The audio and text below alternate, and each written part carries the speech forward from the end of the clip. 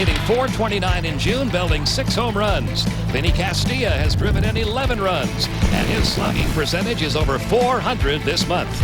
Tonight, the Braves lumber meets 3-time Cy Young Award winner Pedro Martinez as the Boston Red Sox come to Turner Field with the best record in baseball.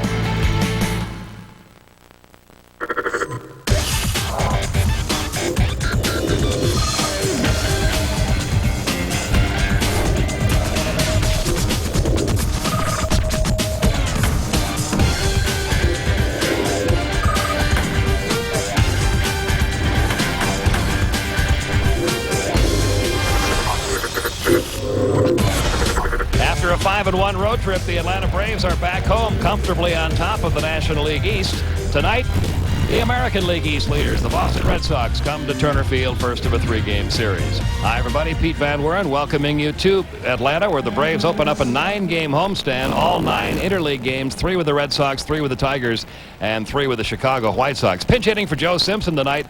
We welcome back Ernie Johnson. And Ernie, whenever the Red Sox come to town, you can expect to see a good hitting team, and they've got another one this year. Professor, they've got one of the best hitting teams. They lead the league, the American League, in hitting. But surprisingly, they've got good pitching, too. As you can see, 3.70, that's second in the league.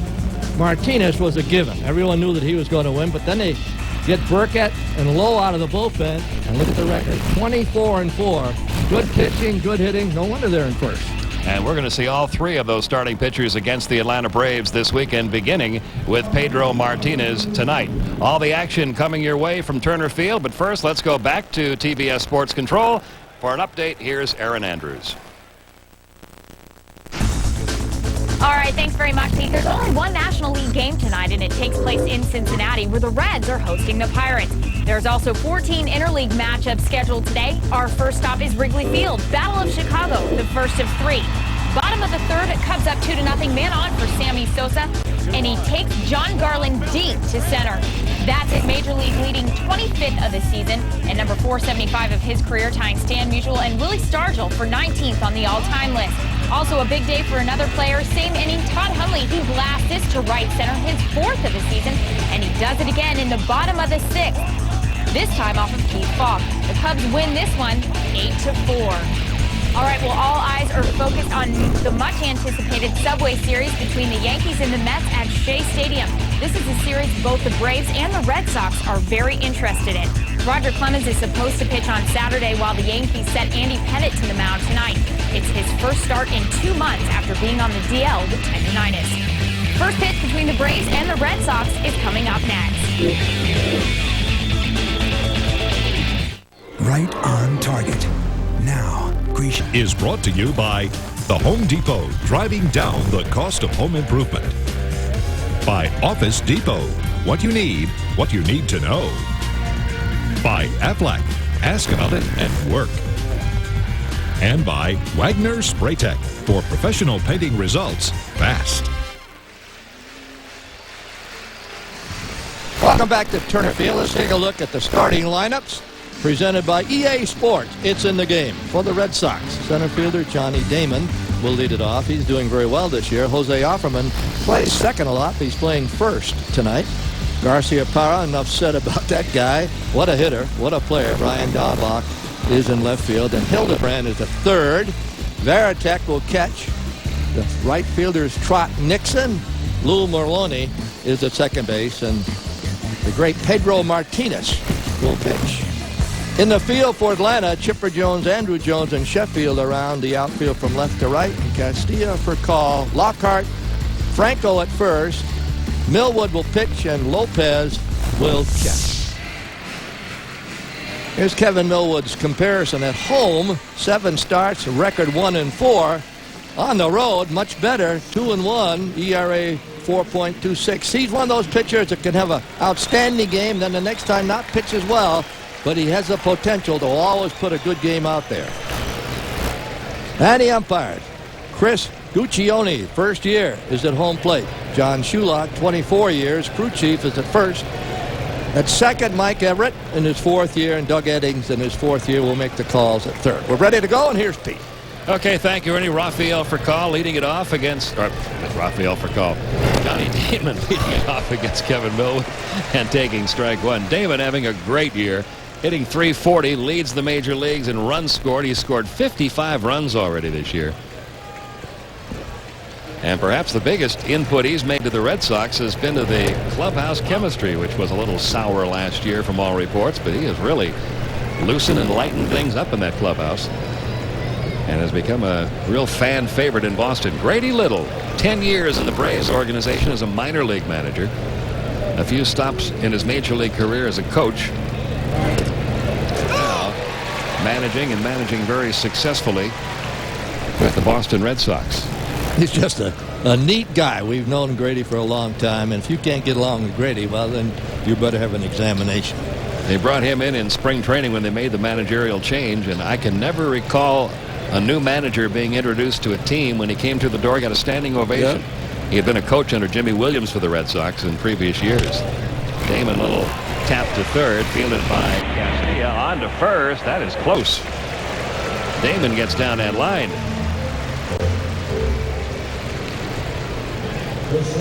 One gone. That'll bring up Jose Offerman. I want to thank you, Ernie, for pinch hitting on short notice. We are without Joe Simpson tonight. He had a death in the family. His stepmother passed away in Oklahoma. So Joe went back there to be with his family, and he'll be rejoining us tomorrow. So our condolences to Joe, and thanks for pinch hitting. Happy to do it, and our sympathies to Joe and the family. Here's Jose Offerman. Batting is .233 with 4 homers.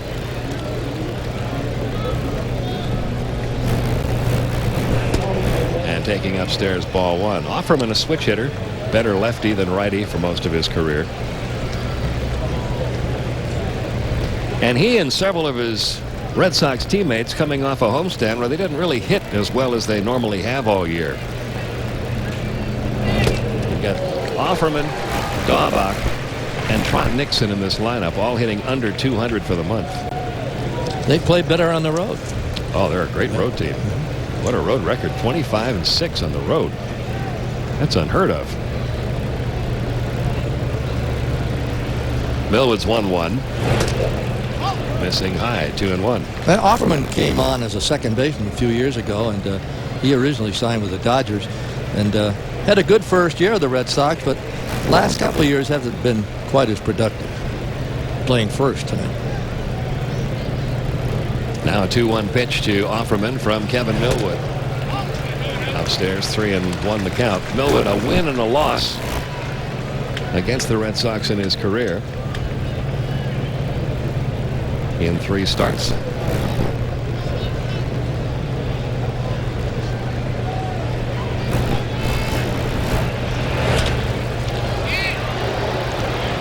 And I guess there's probably a little extra pressure on any pitcher, no matter what team you pitch for, when you're going against the Red Sox and you know that he's going to be on the mound for them, because you know the chances of your team scoring a lot of runs for you are not very high.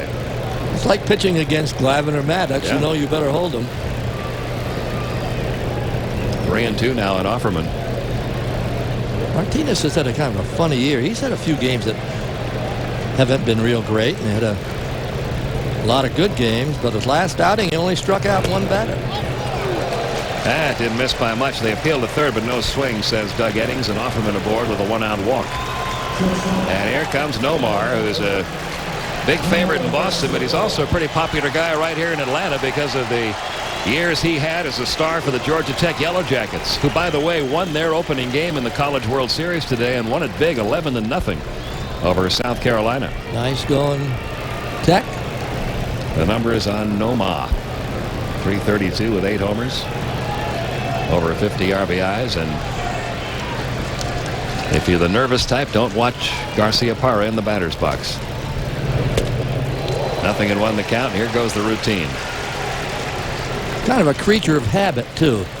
Walks down the dugout steps the same way every time. Probably has the same lunch each day, but it's working for him. He's one of the best hitters in the league. Deep center field, Andrew Jones going back and reaches up and grabs it. Andrew, who is playing some of the best all-around baseball of his career, made that look a lot easier than maybe it should have been. 2 men gone. This telecast available with Spanish translation via the SAP button on your remote control. The announcers tonight, Pete Manzano and Jose Flores. And here's Brian Daubach playing left field in the absence of Manny Ramirez, hitting .268, 9 homers, 31 RBIs. They're about to get Manny Ramirez back. He's on a rehab assignment with Pawtucket this weekend and expected to join the Red Sox after this weekend.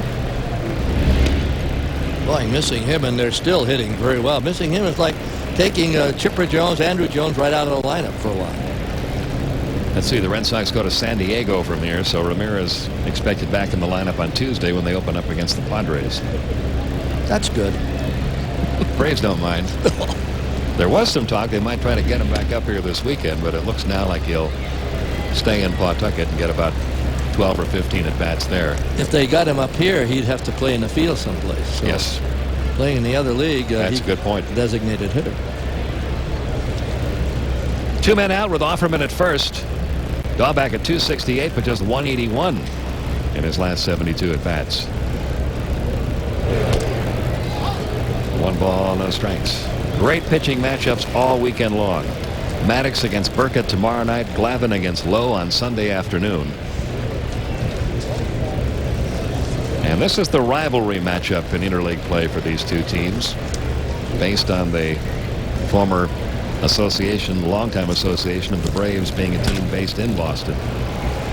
This should end the inning for Millwood. The wind's blowing in, so you'll see Furcal have to adjust a little bit. And that's all for the Red Sox in the first. Offerman stranded at first. No score after a half inning.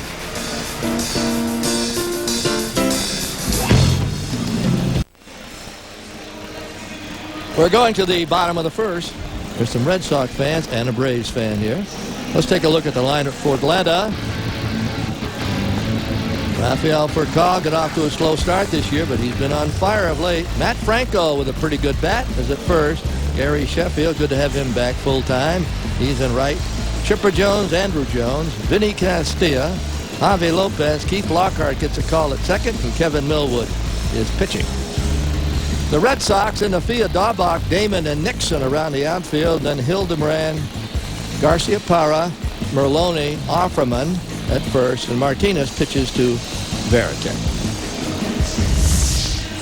And Pedro Martinez, you can see his career against the Braves. Look at that last start. That came a few years ago when the Braves played a game at Fenway Park. 16 strikeout performance by Pedro. That's when he was maybe the most dominant pitcher in the game in a number of years. He'll be facing Furcal, Franco, and Sheffield here in the bottom half of the first inning. Martinez 7-1 this year, 328 earned run average. And here's Rafael Furcal, over 270 now after another good road trip. He went 10 for 31 on the trip. He has really settled down after kind of a shaky start both offensively and defensively. 1 ball, 1 strike. Matt Franco will follow, and then Gary Sheffield. Furcal facing Martinez for the first time. That last fastball, 89 miles an hour. It's 1-2. He's got other good pitches, but he's not afraid to throw one under your chin now and then. Yeah, it sometimes becomes a controversy with him. He's hit 8 batters this year. That's the tops in the major leagues. He will tell you, hey, I pitch inside every now and then and move guys off the plate. Especially if they're good hitters. Ah, just missed. 2-2. I can't think of a weekend in my memory that there's been so much attention being paid to the potential of a hit batsman being the big play of the weekend. That's up in New York. Right to the shortstop, Garcia Parra. One away. And that'll be tomorrow night when Roger Clemens may have to bat in Shea Stadium against the New York Mets. But there's always the possibility for something like that happening here too with a pitcher like Martinez, because when he does pitch inside, if he does plunk a guy, there have been some hitters who thought that he was coming a little too close. Here's Matt Franco, who's hit Martinez well. He's 2 for 6 against him with a home run in his career. Matt at 286 with the Braves. He had a good road trip, 3 for 10. I like Dusty Baker's remark after Bonds was hit by Clemens. In the air to right center field. Damon has it tracked. And there are 2 outs. Dusty said it's easy to throw at batters in the American League. Pitcher doesn't have to hit. There is a difference. And that, of course, is what is brewing in New York with Clemens after hitting Mike Piazza a couple of years ago. Here's Sheffield now, a 5-game hitting streak up to 269 for the year with 10 homers. And he too has had good success against Pedro Martinez in the past. 6 for 18 with a couple of home runs.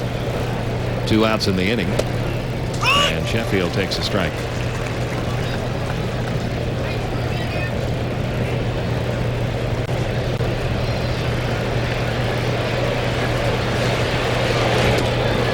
Martinez has had some arm problems on and off the last couple of years. In the shoulder, tendonitis.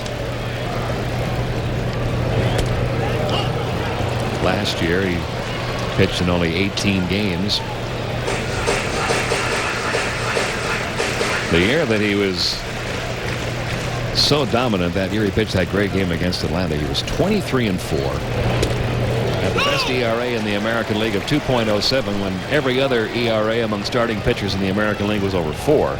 And he struck out 313 batters in 213 innings. You can't have a much better year than that. Here's the 2-2 now to Sheffield, and that's hit high and deep to center field, but Damon will have a play on this one as well.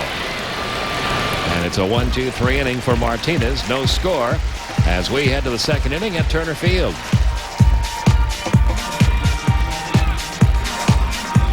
Mail. Fans, do you have a question about baseball? Simply send us an email and we will select one question to answer later in the game. Send your question to mlbontbs@aol.com. Please include your name and where you're from. And some Don Sutton fans, and I can report to all of you out there that Don's doing very well, recuperating from his surgery. He talked to our radio producer, Dave Baker, today, and he got outside today for a little walk around the neighborhood, so things progressing very nicely. We look forward to Don's return a few weeks from tonight. There's a strike in the outside corner to Shea Hillenbrand, hitting .312 with 10 home runs. Off to a good start this year. He, too, lately, in a little bit of a slump, 4 for his last 25.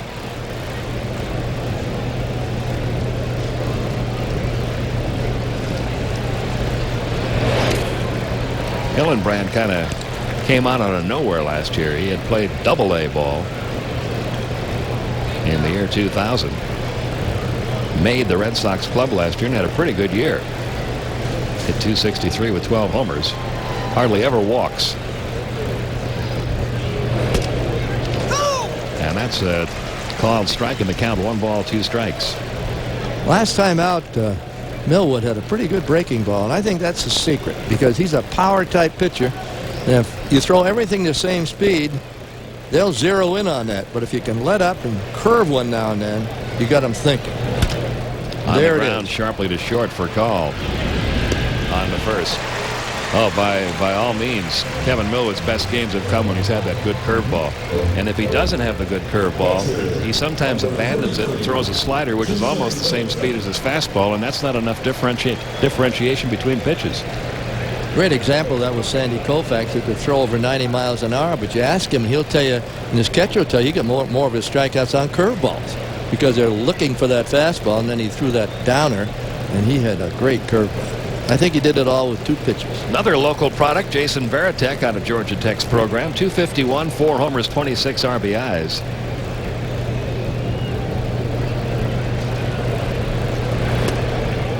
Up and in, ball 1. Tech has produced a few. They got Peyton, too, with the Mets. It's kind of like old home week when these guys come to Atlanta. Yeah, Jason was born in Michigan. He went to high school in Florida. Now he lives here in the Atlanta area in the offseason. That's up the middle. Nice backhanded grab by Lockhart. And a good play by Keith Lockhart. Mark Lemke, who's working over on the radio side with us during Don Sutton's absence, talks about Keith Lockhart, and you got a great example of it there. One of the keys to Keith Lockhart being as good as he is how quickly he gets rid of the ball. Watch this. You don't see him fumble many. He's got good hands. Strong enough arm. And a strong arm when he's falling away from the bag at first, as he was there. 2 gone. Here's Trot Nixon hitting .239 with 6 home runs. He too just 3 for 20 on the Red Sox last homestand.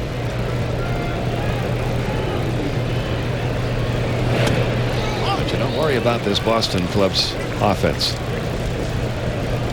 They are going to score runs. He was a first-round draft choice in '93. Last year had a good season, 280, 27 homers, and 88 RBIs.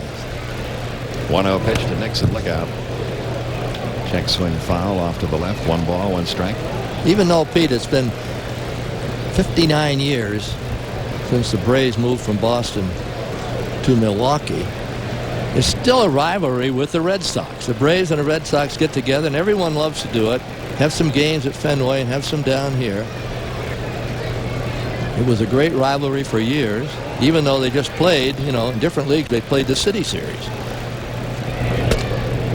Yeah, a long time. There's a strike up around the letters 1 and 2. Long-time Boston fans might remember that City Series rivalry. And that was played just before the season started, right? Come up from spring training, play the City Series, and then start the regular season.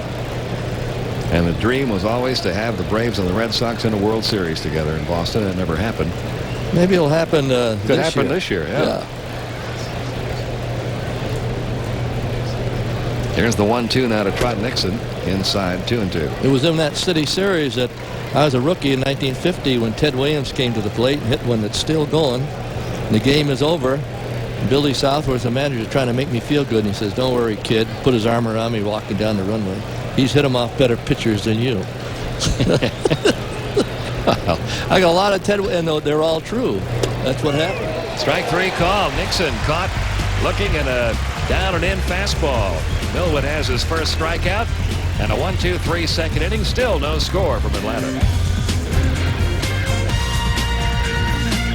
Fans call 800-796-6400 to play MLB Defining Plays, presented by Clarinex brand of Dessler Anodine tablets. It's your chance to win a Sony PlayStation 2 and EA Sports games. And here we go in the bottom of the second. Chipper Jones, 335. Home runs down a little bit this year, but not the run production. He's still driven in 40 runs, even though he's only hit 7 home runs, which is low for this time of the year for him. 0-2 on Chipper. He's become more of a Stan Musial type hitter. He hits the ball where it's pitched. If it's on the outside part of the plate, he'll go to the left. Inside, he pulls it. He's made solid contact, so he's going to have a great average. Now, home runs will come, but he's not trying for them, of course. 1 ball, 2 strikes on Chipper. He'll be followed by Andrew Jones and Vinny Castilla. Scoreless game, bottom of the second. It's 2-2. The Red Sox in the American League East lead the Yankees by a 1.5 games. The Braves in the National League East 5.5 up on the Florida Marlins. The Marlins are playing Tampa Bay this weekend. The Yankees, of course, playing the Mets. Merloni to Offerman. And Chipper is retired, and 4 in a row set down now by Martinez. And here comes Andrew Jones. Continue to sparkle on the road trip. 296 average for the year now with 18 homers. He had an 11-game hitting streak snapped on Wednesday night in Minnesota, but he only really had 1 chance to extend it. He walked twice and was hit by a pitch. Only had 1 official at bat and made maybe the best throw I think I've ever seen from the outfield. That throw to first base from the warning track in right center for a double play. That was a Roberto Clemente type throw. Strike in the outside corner. It's a worn out cliche. He can do it all, but really, Andrew does everything well. And he's still just a kid. He's going to have a lot of years along the line where he's going to have numbers just like this year. He could very easily hit 35, 40 homers, knocking over 100 runs. This year might even bat higher. 1 for 10 lifetime against Martinez. Batting .296. I think Terry Pendleton's helped him, don't you? Oh, he has. Oh, yeah. Terry has gotten him to be more patient. One of the things Terry has really stressed, and this was always big with Terry and his teammates when he was playing here. When you have an everyday player and you're going to be playing 150 or more games a year, and you're going to get 600 or more at bats a year, it's very easy on a hot day or third or fourth time up in a 10-1 game, no matter who's leading, to just kind of go through the motions during an at-bat. That's called giving up an at-bat. And Terry Pendleton is really, really stressing all the players to never give up an at-bat. That might put you in a bad habit that'll carry over to an at-bat that is an important one in a game. And he's turned out to be a pretty good salesman with that pitch. There's an example of the way he's hitting now. That pitch was on the outside part, and he went to right field and hit it pretty well. There are times that Andrew in the past used to try to pull everything. If you try to pull everything, you're an easy target. If you hit the ball to all fields, you're much more difficult to pitch to. Martinez has set down 5 in a row, although 3 of the 5 have been fly balls to the outfield, and one of them a line drive to the shortstop. Now Vinny Castilla, 248 with 9 homers. He had a good road trip, drove in 7 runs, went 11 for 30.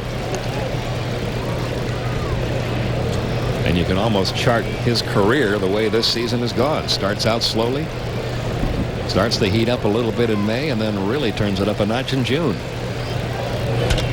And there's a base hit to right center field. Nixon will get it back to the infield. Castilla, the first base hit of the game for either team. Good job of hitting there. Pitch away, hit it to right center. Javi Lopez maybe had the most deceptive road trip of anybody. He only went 4 for 20, but he hit the ball hard throughout the trip. His batting average at 220 with 4 homers. He could very easily have had a 8, 9, or 10 hit trip. And he kept hitting line drives and long fly balls right at people, and he keeps up here. This one almost caught by Garcia Parra, but gets beyond his reach. And runners now at first and second with 2 outs for Keith Lockhart. Martinez not as sharp as we've seen him in these early innings, getting pitches up. You know, as I mentioned before, last time he pitched, I think he struck out 1 batter. This is a strikeout type pitcher. So when people aren't swinging and missing, then he might not be throwing quite as hard as he used to. But he's still got major league stuff, still can win a lot of ball games. Lockhart 182 with 3 homers. Ball 1 to Keith. First and second, 2 outs. We're in the bottom of the second in a scoreless game. Pete Lockhart has not got a big batting average, but you know, this year he's got some key hits. All of a sudden, bang, he hits one in a crucial spot. And his defense at second has been about as steady as it can be. And the number that Bobby keeps pointing out is that one. Keith Lockhart has started 17 times this year, and the Braves have gone 13-4 in those games. Hard to argue, whatever the batting average is, when you have that kind of number with him in the lineup.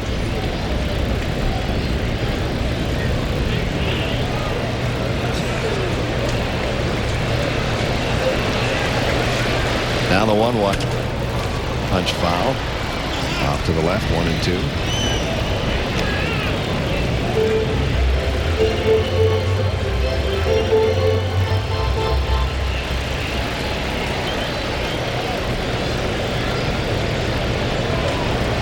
When you're hitting the spot like this, you always like to at least keep the inning going, just to get that pitcher up, so you can lead off at the top of your order next inning. And it might not happen this time. Offerman to Martinez covering.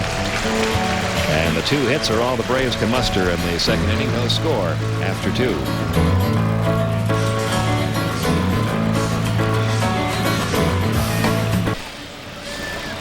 No score here as we go to the top half of the third. Last week's winner in the AOL Fantasy Baseball Leaderboard, that would be Charles Kuehl, and we hope we're pronouncing that correctly, of the New York Cyclone. But look at that third place team name, the Afro Billies Blower Uppers from Mars. Let's hear it for him. The old locomotive. But those are your 4 top finishers last week in the AOL Fantasy Baseball. Here's Lou Merlone leading off the third and taking a strike, 0-1. If you ever need to get from Boston to Pawtucket or from Pawtucket to Boston, just call this guy. He has made that trip over and over and over again.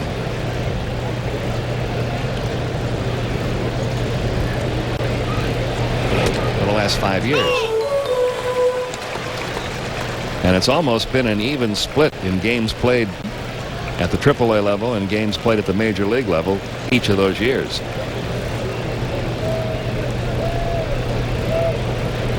Oh, and 2 the count. He's batting .314 this year.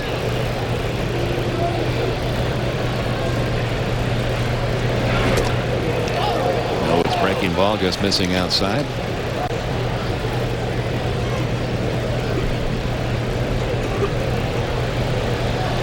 It's turned out to be a beautiful evening here in Atlanta. We had a lot of rain here all day long, starting late this morning and lasting well into the afternoon. But once that front got through, it cleared off. The temperature cooled and the humidity got a lot lower. It's a very comfortable night. 2-2 on Merlone. A lot of rain and a lot of traffic. I think a lot of people got caught up in it now. They're still coming in. Yeah, fans still coming in. There was absolute gridlock in downtown Atlanta because of a whole series of events besides this game going on in this region tonight. Lockhart got a little help from the mound there. Throws out Merlone.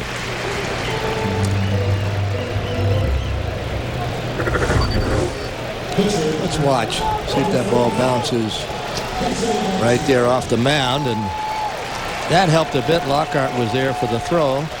Now the pitcher's up. He doesn't bat in the American League, but he's got a bat here in the National. Never has been much of a hitter, an .098 lifetime average.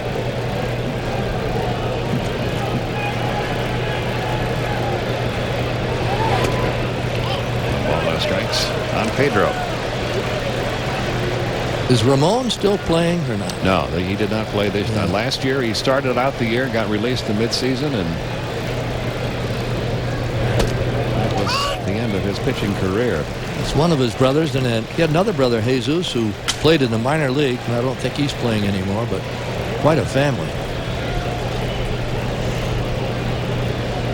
There's the 1-1 now. And that's right down the middle. 1 ball, 2 strikes. 1 out here in the third. No runs or hits for the Red Sox. No runs, 2 hits for Atlanta.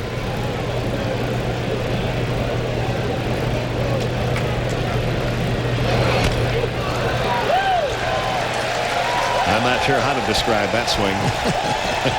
He's getting a hand for that foul off to the left. Look at the look on his face. Watch this swing. Watch him kind of jump at it. Oops. Really didn't know where it went, so he started running. 2-2. Braves winners of 20 of their last 26 games to open up the lead they have in the division. There's the 2-2. That's off for Pedro. Second strikeout for Kevin Millwood. 2 gone, back to the top of the order now, and Johnny Damon who grounded out to third and almost beat it out. And you saw that smile on Martinez's face as he passed Damon. I'm sure Damon said something to him. He's a real character and really lightens up the mood in the clubhouse, and Grady Little can be the same way. Grady's got a great sense of humor, and you need that over the course of the season. You need to have somebody on the club, whether it's at the top of the club or there's somebody on the bench to keep things loose. 1 ball, no strikes. Pretty good numbers for Mr. Damon. He didn't have a very good year last year, but he's bounced back. He had a couple of good ones, good years with Kansas City.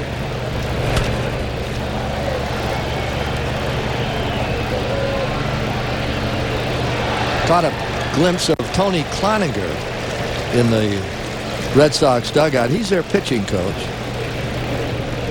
There's Big Tony, and he reminds me a lot of Kevin Millwood. They're both from up in the Carolinas, but they both were power pitchers. Cloninger was a power pitcher. 124 one year for the old Milwaukee Braves.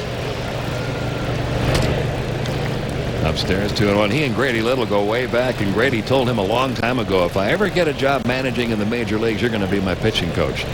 So Tony began spring training where he has been the last few years, the bullpen coach for the New York Yankees. And Grady Little got hired by the Red Sox, and 1 day later he kept his promise to Tony. In the left center field off the bat of Damon, that's in for a base hit. You've got to hustle because Damon will go for every extra base he can get. Good play by Chipper Jones, but Damon beats it for a 2-out double. That's the first hit off of Kevin Millwood. And for Damon, his 14th double of the year. He runs well. He has 16 stolen bases. There's that hit it where it's pitched, outside corner, hit it to left. Chipper did a good job coming up with that ball, but as we mentioned, Damon runs very well.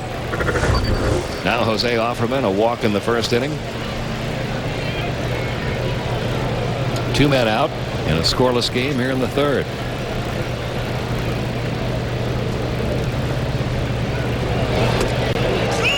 Inside corner. This starts off a 9-game homestand for Atlanta. 3 games of the Red Sox, 3 games of the Tigers, and then 3 games of the White Sox. Then the Braves have a road trip. They play the Mets and the Red Sox on the road trip.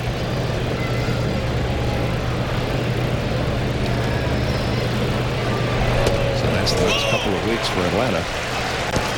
And the count 0-2 on Offerman. He's not too sure about that last call. He is. Guccione. Good friend of Joe Torre, I'm sure. 2 men out, runner at second.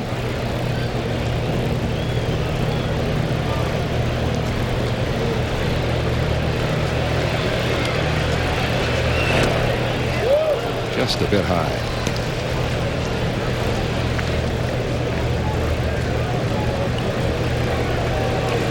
Outstanding starting pitching. Damian Moss following up Tom Glavine's job in Minnesota with a scoreless start. Well, Maddox pitches tomorrow and Glavine on Sunday, so the Braves got their aces ready for the Red Sox. And Greg Maddox, after giving up 5 in the first inning in his start against Minnesota, shut them out the rest of the way while he was in there. Into right field, base hit for Offerman. Damon around third. They'll wave him. And the Red Sox jump on top. And listen to the Red Sox fans here. We talk a lot about the Braves fans on the road. Well, the Boston Red Sox, one of those teams, wherever you go, you will find Red Sox fans. They've got a great fan base in Boston. That wasn't a bad pitch. No, he reached down and got a curveball and hit it into right field. No doubt about Damon scoring. 21st RBI of the season for Offerman. Here's Garcia Parra now, who fly to center his first time.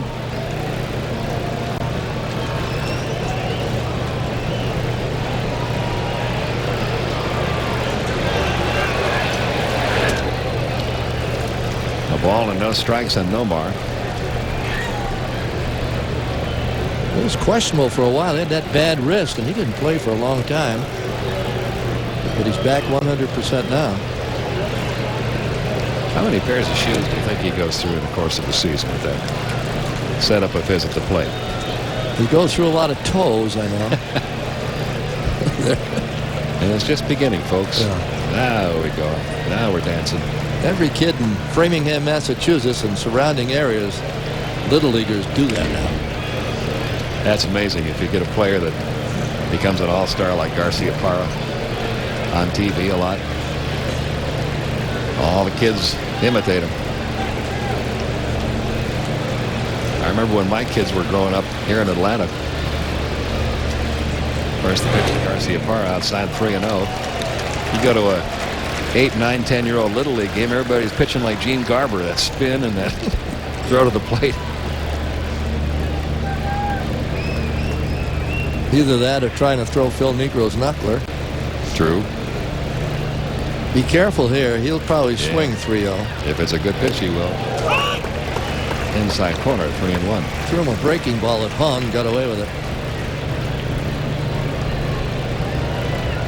1 run in, 2 men out.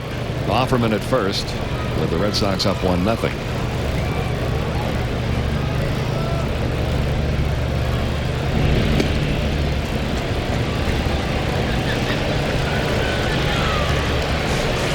Like most American League clubs, the Red Sox don't run that much unless it's Johnny Damon out there on the base paths or Ricky Henderson, who's not in the lineup tonight. There goes the runner. Just as we say that, Offerman takes off on a 3-1 pitch, and it's ball 4 to Garcia-Parra. Second walk given up by Millwood.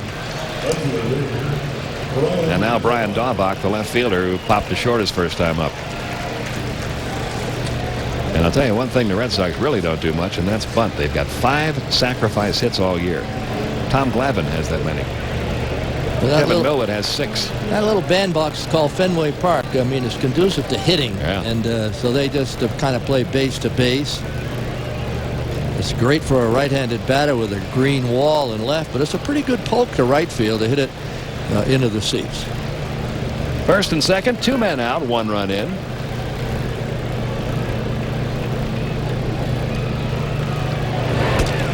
Inside corner, 0-1.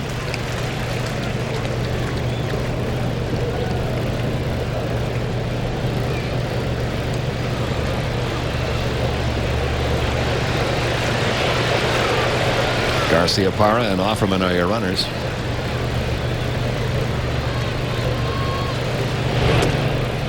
That missed in there. 1 ball, 1 strike.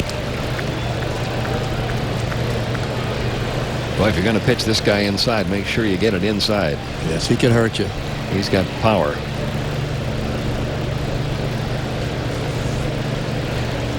.22 home runs last year and 21 each of the previous 2 years.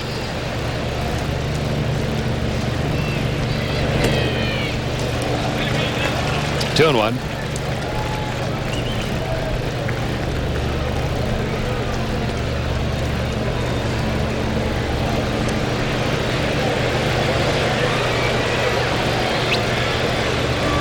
There's Burkett. He dyed his hair. You see that? To change the luck or something. He's a bleached blonde now. He'll be out here tomorrow night facing Greg Maddux. That was one of the guys he gave a lot of credit for enabling him to bounce back as he did once he came over to Atlanta. I've seen John's hairdo and his hairline, so they didn't have too much to operate with upstairs. But he's got it blonde on the side. Reminds me of a young Pete Van Wieren. Oh, heavens. Years ago. And years ago. 2-2 on Daubach.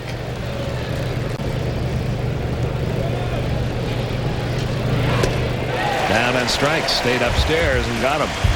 Third strikeout for Millwood. 2 runners stranded. And the Red Sox on the board to take a 1-0 lead.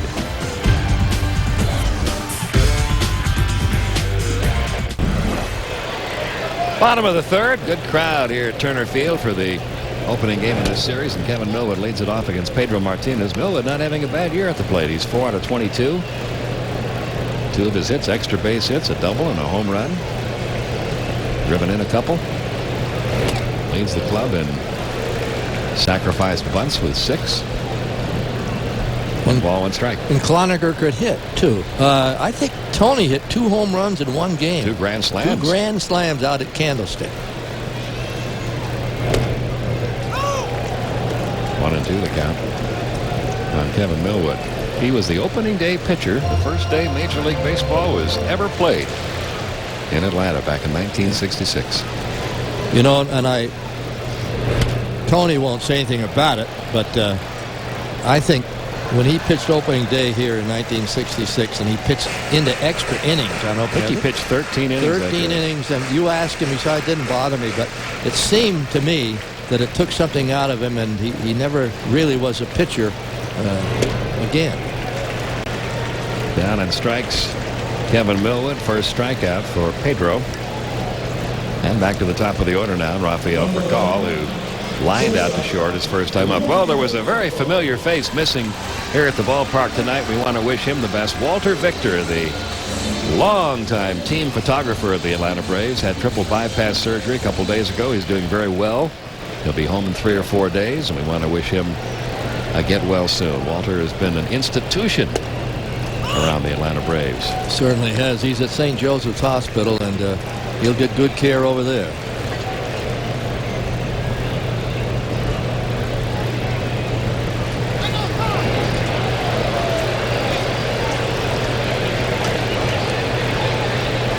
One out, base is empty. Braves down by a run here in the third.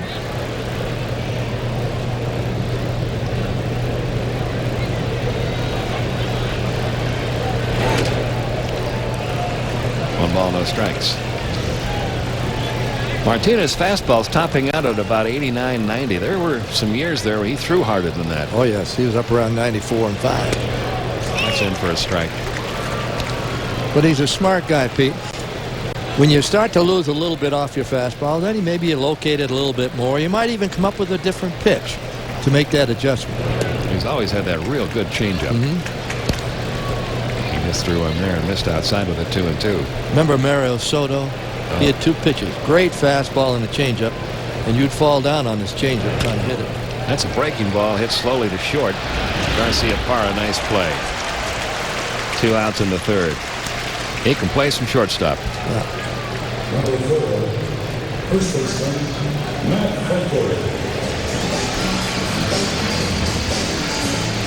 That'll bring up Matt Franco. Fly to center his first time up. Did you see Ricky Henderson's quote? And he has been quoted over and over and over again over the years. He's had some classics. There was that accusation made by Ken Caminiti in Sports Illustrated that 50% of major league players use steroids. Ricky Henderson was asked about that. He said, well, I'm not one of them, so that gets it down to 49%. Oh, we could talk forever. It seems like he comes up with one every year. And you and I could talk forever on steroids and what's happened to baseball regarding them. And baseball has some really serious problems right now. I don't know if they want to admit it, but they have them. 2-1 the count of Matt Franco at 2 outs. I do not believe the percentage to be anywhere near as high, though, as 50. No, I don't believe it either. I think it's going to be, when all is said and done, somewhere in the 10 to 15% range, maybe. That's a 2-out single for Franco, and Gary Sheffield will be the batter. And there is one other part of that that needs to be clarified just a little bit, because I've heard some fans on the talk shows and I've seen some letters to the editor in the newspaper say, hey, if they're illegal, the players should be arrested. They're illegal without a prescription. That is the key. And the players that have used them, and I don't know who they are, but the players that have used them are not getting them for the most part illegally. They're getting them through a doctor who's writing a prescription to help them heal from an injury. But it is a situation that baseball is going to have to address in the ongoing negotiations between players and owners. They have drug testing in basketball and football. In baseball, the union is making themselves look bad, because if they're against it, it's like they're condoning it. Well, they have testing in minor league baseball, so why not major league baseball? That's going to be back out of play in the count 0-2.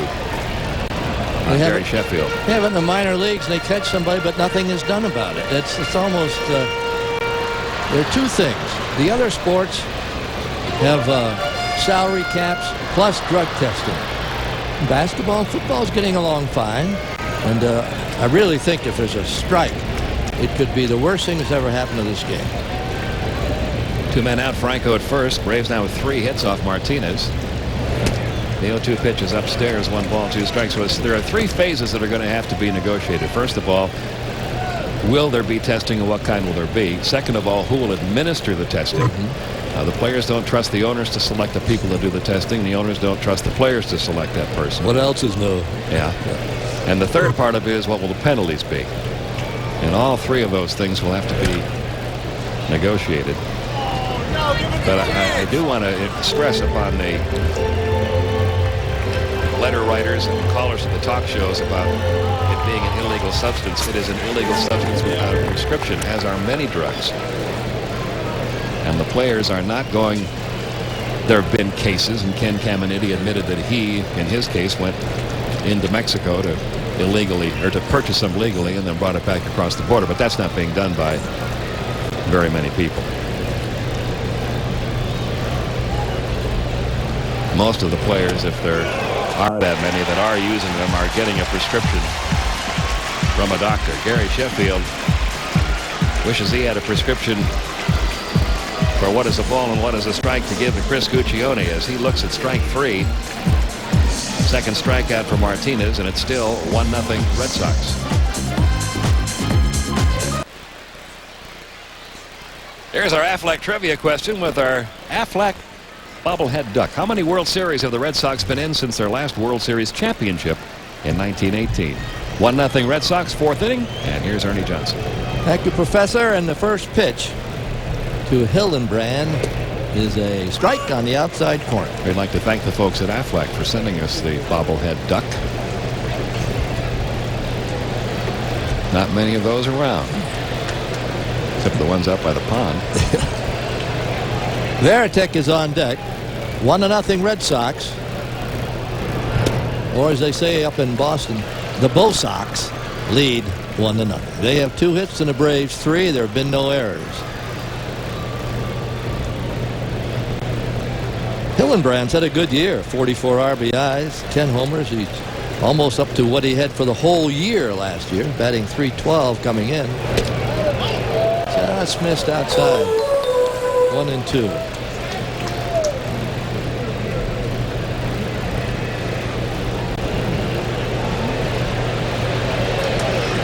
The outfield shades him a bit toward right.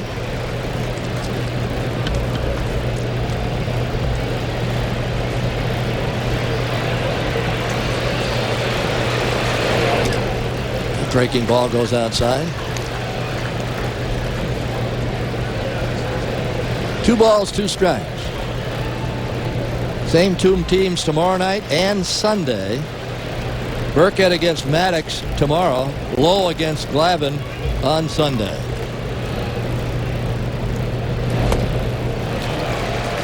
A swing and a miss, and down on strikes is Hillenbrand. That's 2 strikeouts in a row for Kevin Millwood. 4 in the game now for Kevin. The 4th inning and the 5th inning have been 2 innings that have given Kevin some trouble at times this year, and they usually are keys. If he gets through the 4th and the 5th okay, that's a good sign for the Braves. Veritek. He's thrown out 12 of 49, attempting to steal. Got a good arm. It's only about 25%. He had a problem signing, didn't he? He passed on, after he graduated Tech, he passed on signing with someone. And finally got around to it. That's a strike. 1 ball, 1 strike. The Dodgers playing good baseball. They play at Anaheim tonight. The Cubs beat the White Sox this afternoon 8-4. No score at Cincinnati between the Bucks and the Reds. Little pop. Did he saw that off? That almost hit him in the thumb. Castilla makes a play.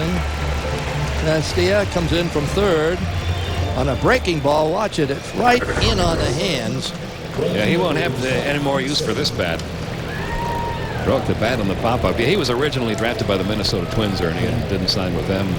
Then was selected by the Mariners later on, and did sign with Seattle, and then was traded to Boston. He's had a good career with the Red Sox. Here's Trot Nixon, struck out the first time. I'll tell you something else about Veritek, too, that I know the people here around Atlanta really appreciate.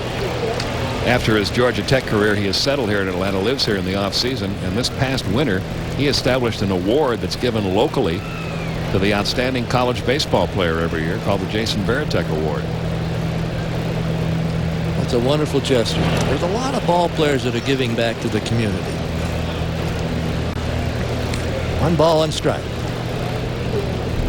And he comes to the banquet every year, or at least did this first year, to present the award personally, and it had to be tough for him this year because he's a Yellow Jacket, and the first winner is from the University of Georgia. Nixon batting, 1 ball, 1 strike. Little pop on the left side. This should be out number 3. And it is. Burkall circled it. 1, 2, 3, you're out. We go to the bottom of the 4th. And here it's 1-0 Red Sox, bottom of the 4th with Chipper leading it off. And drives it toward right center field. This ball is caught right near the wall. What a play by Trot Nixon. At the 390 mark, he made that catch. He's a good outfielder. And this outfield out in the alley in right center field, a little bit similar to that at Fenway Park. Kind of the same angles out there that Trot Nixon deals with when he's playing at home.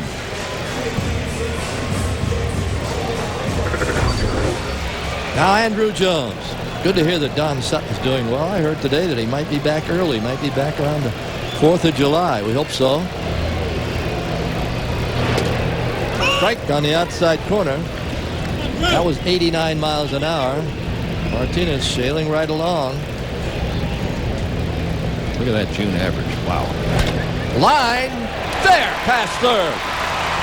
Andrew's going to get himself a double.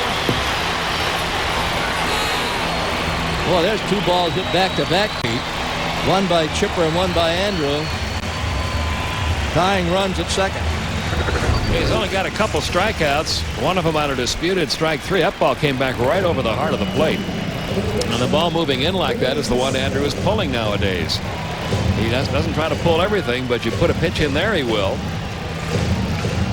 And that's his 15th double of the year. Here's Castilla. 42 RBIs on the year.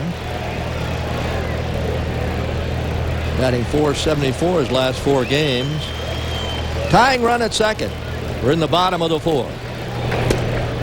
Inside corner on a fastball. You know, one of the things you always talked about, Ernie, when we were working every day together about a pitcher, if he had his great stuff, how many times do you see a hitter swing and miss?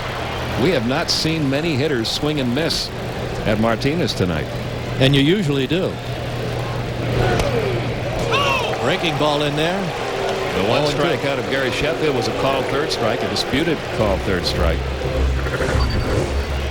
And Bobby Cox not too happy about where this one was either. He thought it might have been low. Well, when the catcher sets up outside and he catches it inside, it looks like it might be inside, but that might have caught that corner. It was a mistake, really. He didn't want it in there. You never throw a curveball inside to a right-handed batter if you're a right-handed pitcher, unless you want to jar your third baseman loose. 0-2. He wants it outside. Bounce out toward deep short. Parra's got a good arm. A runner to third, but now 2 outs. Javi Lopez. Let's give you the answer now to our Aflac trivia question, which concerned the Boston Red Sox. How many times have they gone to a World Series since their last series championship in 1918? Well, they've had 4 tries since then. Against the Cardinals in 46 and 67, against the Reds in 75, and then memorable series. And there was a memorable series against the New York Mets in 86, too. That's Bill Buckner. Here's Lopez. Well, that's the old Babe Ruth jinx. They traded Babe Ruth. Curse of the Bambino. Curse of the Bambino. And then Ernie Johnson cursed because I gave him a little but it was 60 years ago that I tried out with the Red Sox. They said, you're a little skinny. I was 6'4" and 170. I thought I was pretty muscular. And they said, go home and play some semi-pro ball. And my high school coach, Ray Dorgetti, said, the heck with them. Next week we'll go over and try out with the Boston Braves. And that started an over 50-year relationship. And so you know who I'm rooting for tonight, don't you? So it's the curse of Ernie, huh? Curse of Ernie. It's not the curse of the Bambino. Bambino. We've been wrong all these years. Right. And even Jimmy Williams, throw him in there. I think he put a little hoodoo hex on it, too. Bounce toward the hole, base hit. This game is tied as Javi Lopez found a hole on that left side. He's 2 for 2. Yeah, maybe his luck's going to change a little bit now that the ball club is back home. He hit the ball hard the entire road trip. Didn't have much to show for it. But he gets a 2-0 pitch right down the middle of the plate again and again. We're not seeing anybody swinging and missing at anything Martinez is throwing up there tonight. 22nd RBI for Javi. Game is tied. Lockhart the batter, grounded out the first time.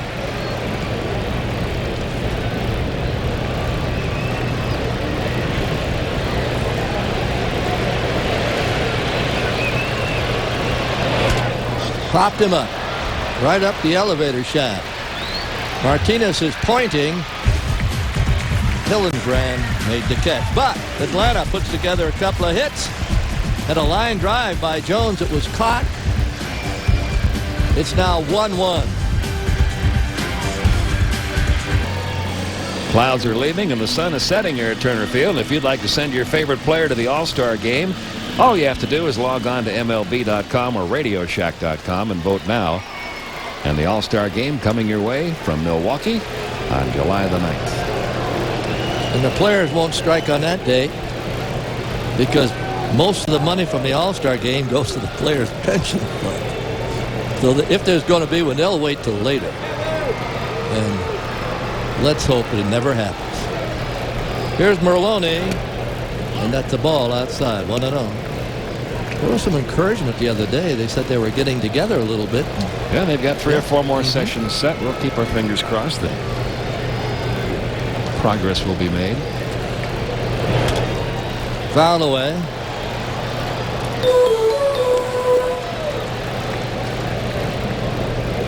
One ball, one strike.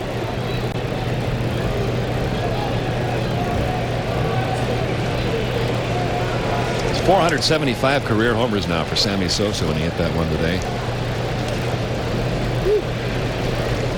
That ties him with Stan Musial and Willie Stargell for 19th on the all-time list. And the next target, a guy named Lou Gehrig. Pretty good company. Hal Bodley, who writes for USA Today, has a nice column today if you're thinking about a steroid problem and salaries and things of that nature. Pick it up. 1-2. Fly ball left center field, but it's no problem for Chipper. One down.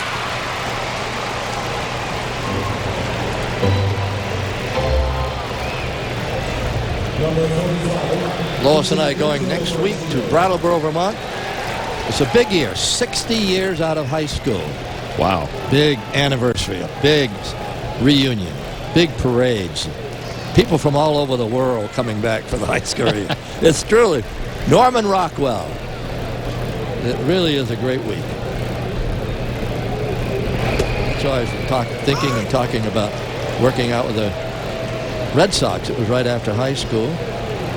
I don't know how many of those folks in Brattleboro are going to be very happy when they find out you're the reason the Red Sox haven't been to the series and won in all these years. They thought it was Babe Ruth's fault all this time and it's one of their own? Yeah. Uh-oh. You know, I always thought the Red Sox were the team in New England. Some people didn't agree with me, but there were 2 teams in Boston. You may have to ride at the back of the parade. Yes. What's amazing, there's a lot of people in New England that root for the Yankees. Oh, yeah. And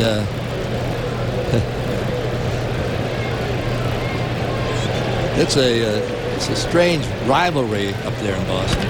But as I mentioned,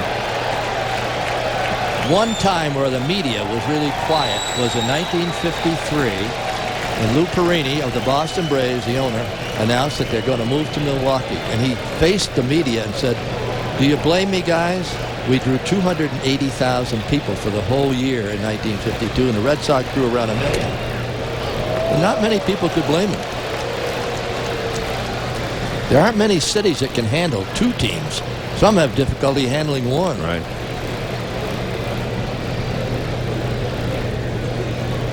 Two balls, 2 strikes, and the pitch.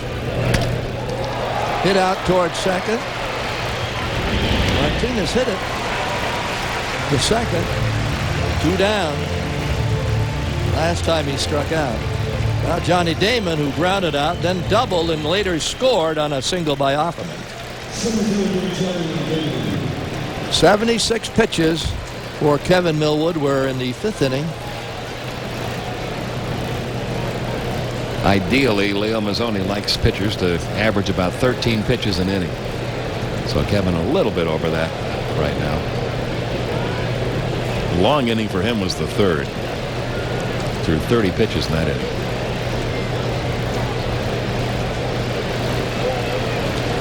Here's a pitch. I wonder when they started counting pitches, because I don't recall them in the 50s counting the number of pitches. It's probably the last 25 years or so where they've really done it on an everyday, every game basis. Some teams used to, because they talk about that game that Red Barrett pitched for the Braves where he threw only 59 pitches and pitched a complete game, and that's the lowest recorded number. And that happened back in the 40s, but not many teams were doing it back then, so there may have been some that required fewer pitches. I think the game lasted an hour and 15 minutes. Wide to first. Nice play. Flip to the pitcher covering in time. Matt Franco on a nice play retires the Red Sox in the top half of the 5th inning. It's still 1-1. We move to the bottom half.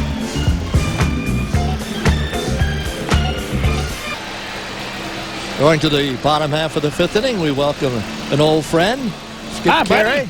How you doing? Good. How you doing? Good. I'll tell you, Millwood is matching Martinez. So far, so good. Yeah. And Millwood will lead it off here in the bottom of the 5th and hit it foul back against the screen. I'll be back, Ernie. I have to make a phone call, if you know what I mean. Okay. Some things never change. And the 0-1. 0-2. Millwood struck out the first time up.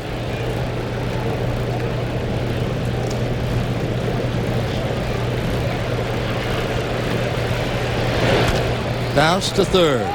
That's a tough play. Long throw, got it. Hillenbrand throws out Millwood. Well, as we always do, they want to say hi to some shut-ins. There are people that can't get out to a Braves game, can't get out to do much of anything, but they watch on TV. And that's Bob Denhard, Kelly Hayes, and her mom Peg, and we hope Peg is doing okay today. Gene Nelson, Ricky Haygood. Those are just some of the people who enjoy Braves baseball. It's a part of their day. Here's for Carl, and here's a pitch. Bunted. And he's out, just out. Offerman played it well. He came back because he charged it, but then he saw that Martinez was going to make the play, and quickly 2 down in the 5th. We'll take another look at it. I like to see Furcal do this at least once a game, but he couldn't get it by the pitcher. If he gets it by Martinez, he's got himself an infield hit. Now Matt Franco, single and a fly ball out. Bottom of the 5th inning. We're just zipping along. Fast game. Strike. 0-1. John Burkett tomorrow night against Greg Maddux.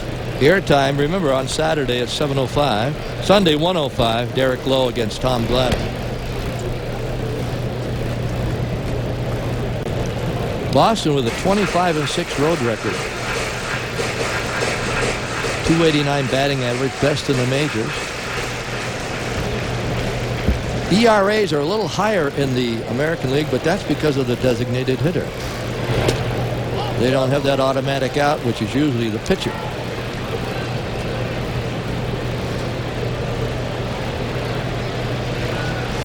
One ball, 2 strikes. A little pop foul out of play. Franco was with the Mets last year. He swings a good bat.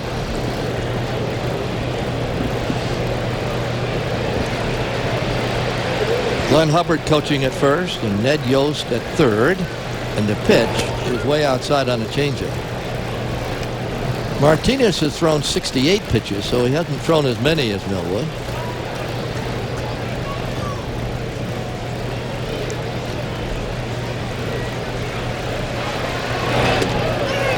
Got it.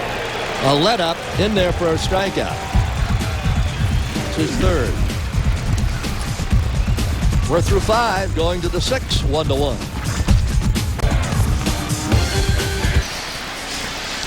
We're going to the top of the 6th. Skip Curry and Ernie Johnson with you from Turner Field. Game 1 of a 3-game set against the Red Sox over the weekend. Offerman will lead it off. He'll be followed by Garcia Parra, then Daba. So the middle of their order against Kevin Millwood, who's pitched a beauty. He's allowed only 2 hits.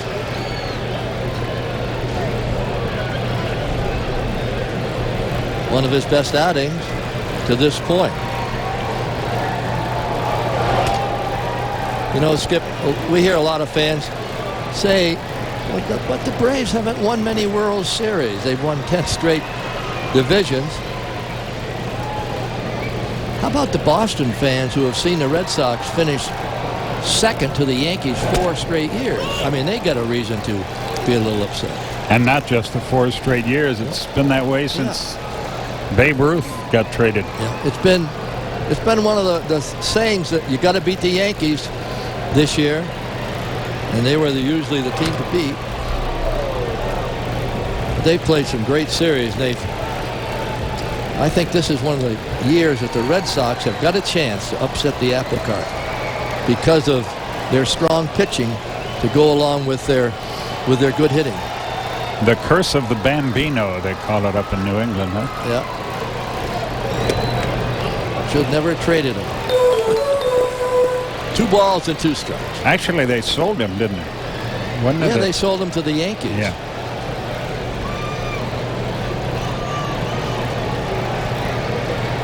Slightly open stance. Let's see where he wants it. Looks like he's going inside with a slider, and he almost hit him in the foot. Usually with nobody on base, 1's a fastball, 2's a curve, 3 fingers a slider, and the wiggle of the fingers is the changeup. You don't have to make it too complicated with nobody out there on base. Outfield shades Offerman toward left. Bounce out toward second. Going to have to hurry on him. Lockhart throws him out. 1 down. Now Garciaparra. He's lined to deep center and he's walked. Has a 7-game hitting streak. 15 earlier this year.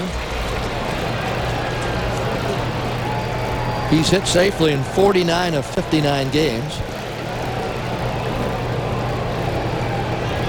Well, this guy's a real jewel. A shortstop who can do everything out there and then also knock in runs and hit homers.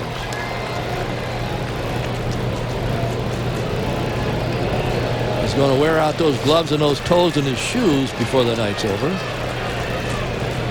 The 1-0. Hit toward deep center, but Andrews back there, and he's got room for out number 2.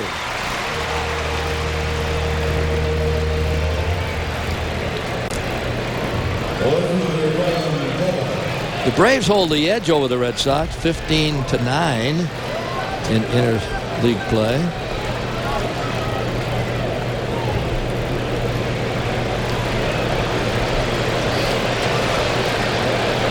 If you're ever in New England, take in a game at Boston's Fenway Park.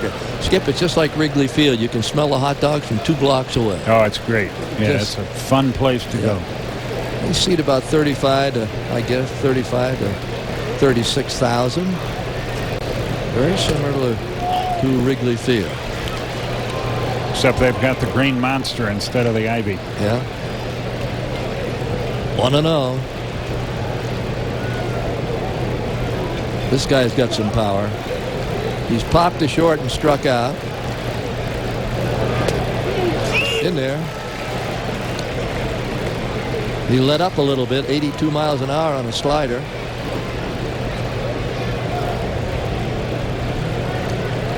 Let's see what Javi wants. He went slider, now he's back to the fastball, now he's the curve and the changeup. They can't get together. But there's the changeup. 83 miles an hour. As Pedro looks on. 1-2. The Braves in the interleague play have had better luck at Fenway than they have here.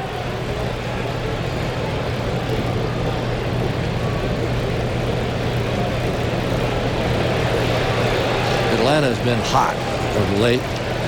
Boy, they have played some good baseball. It's fouled away. They're 51-40 in interleague play over the years. They've had 20 wins in their last 26 games. Puts them comfortably in first place with the best lead in baseball. They've got a good outfield. Well, that is a strong outfield. The Jones boys and Gary Sheffield fouled fouled away. 1-2. Harvey's starting to hit a little bit better. Used to say in baseball that if you're a 260 or 70 hitter, there's Terry Pendleton who's responsible. If you're a 260 or 70 hitter, year in and year out, you'll be around that mark. If you're 300, year in and year out, you'll be around 300. Line over third. A 2-out single by Daba. He just served this baby a little bit. He was fooled, but kept his hands back. Just serves it into left field. Nice job of hitting. Those guys are tough to pitch to who hit it where it's pitched. Here's Hildenbrand. They've got the tiebreaker at first, but 2 down in the 6th.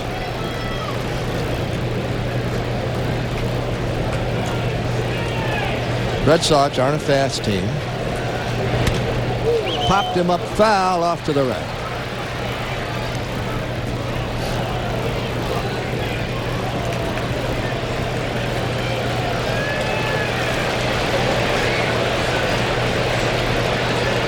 Two down. Millwood's up to 94 pitches now.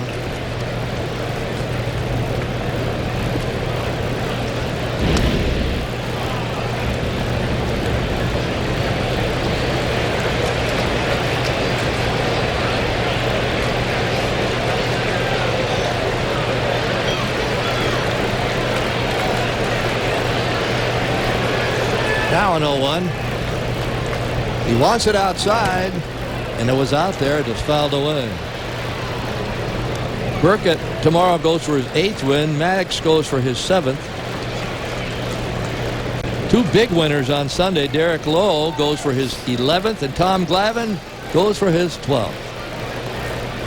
Glavine looks like a better pitcher than he did 10 years ago. I'll tell you what, I think this is the best he's ever pitched. I mean, he's just been absolutely unhittable. And so calm about it. Foul away. Tom goes out there. It looks like you have to check to see if he's worked up a sweat. Just does it effortlessly. 0-2. Nobody has ever intimidated him yet. He showed me something in that World Series win. Boy. The last one against Cleveland, the one-hitter for 8 innings. Yeah. That was fairly good pitching performance.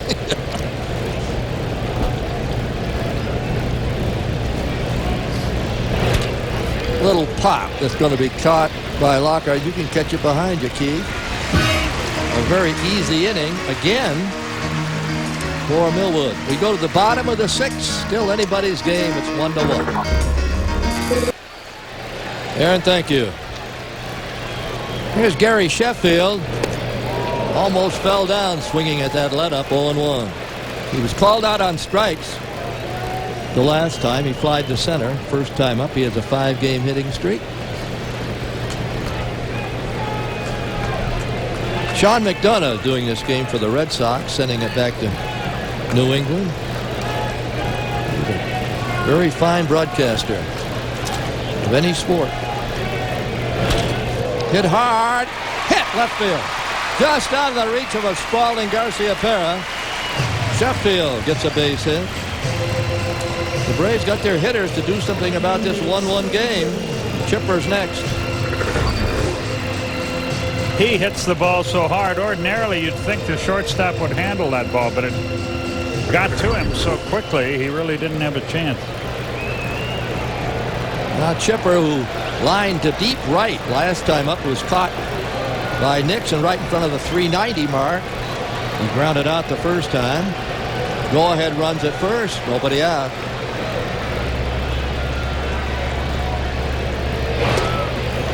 Strike called on a fastball.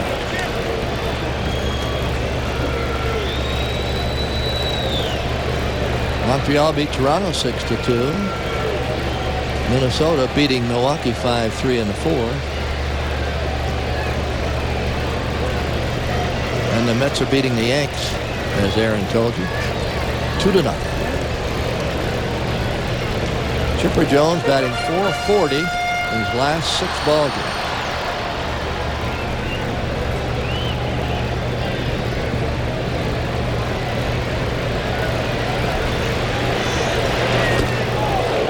Oh, and 2.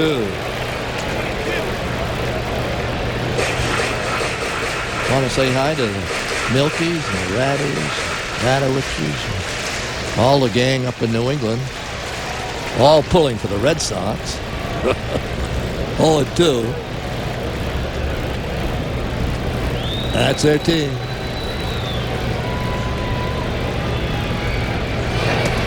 A little bit low outside. Skip, Pete and I thought that although he's pitching a whale of a ball game, Martinez not throwing his fastball quite as hard as he used to. Yeah, I was working with Mark Lemke over on radio, who was his teammate and also played against him, and he said the same thing. He's a shadow of his former self, although he's got a great breaking ball.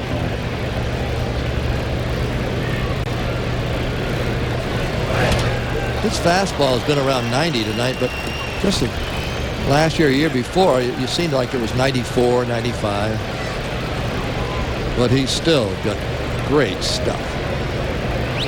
And he's harnessed it. He can throw strikes now, which when he was young and could really throw hard, he sometimes had trouble doing. Last game he pitched against us, he struck out 16.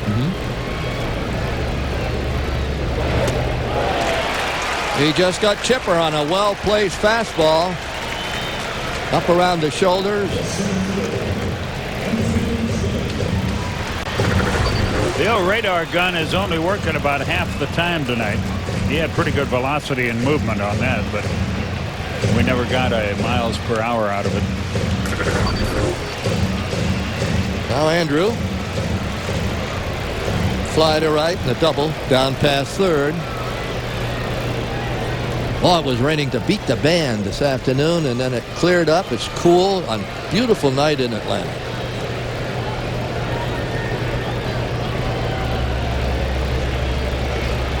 You got to be careful with. There's a bouncer to the mound. Could be 2. 1, 2. I was going to say about Sheffield running because he has 6 stolen bases. But Andrew hit the first ball back to the box, and that was that. We played 6. Thanks for being with us. It's 1-1. Okay, it's 1-1. Varitek will lead it off, and here's Skip. Okay, Ernie, thank you very much. Jason is grounded to second, popped to third. It will be Varitek, Nixon, and Merloni. We're in the 7th inning already. Millwood back-to-back terrific starts. He has really pitched well here tonight. He's got a 3-hitter working. He's working his breaking ball a little bit more.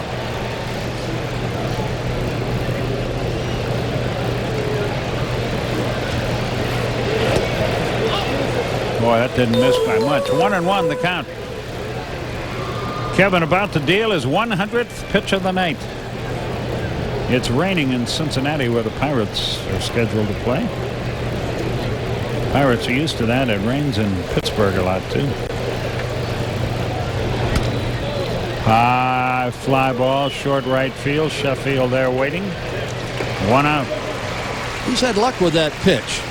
The breaking ball in on the hands on these left-handed batters. He got Varitek last time up on the same pitch.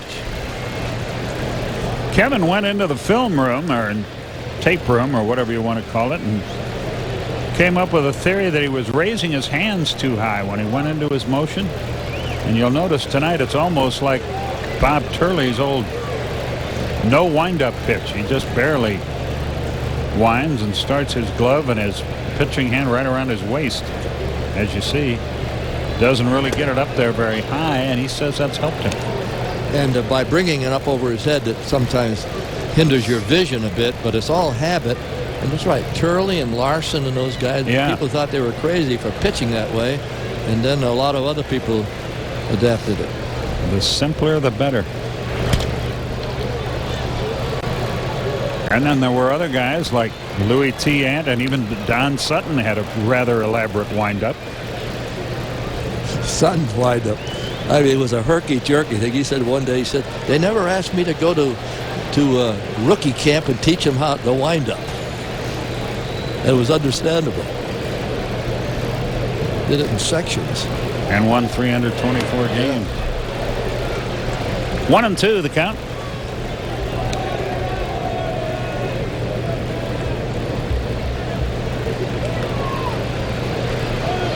I talked to Don Wednesday. I know Dave talked to him today. He's getting along just great. That's fine. Might be back sooner than he expected. Well, we all hope so. A 1-2 pitch. Hit hard, but foul. Nixon hit it down the right field line. You would expect a guy named Nixon to hit it to the right, I guess. That's good, Skip. 1-2 the count.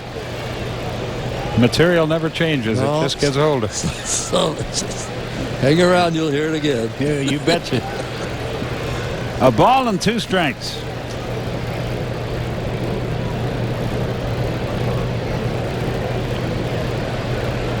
One out, nobody aboard. Did he go? Negative. Doug Eddings made the call at third base. Can we look at that again? Let's see. Oh, it could have gone either way. And I guess he held it just enough. The bat goes over the plate. Should be called a strike. Past the plate, actually. The 2-2. Full count now. 3 balls, 2 strikes. 2 walks for Millwood in the game. He hasn't walked anyone since the 3rd. We're now in the 7th. And a 3-2 to Nixon.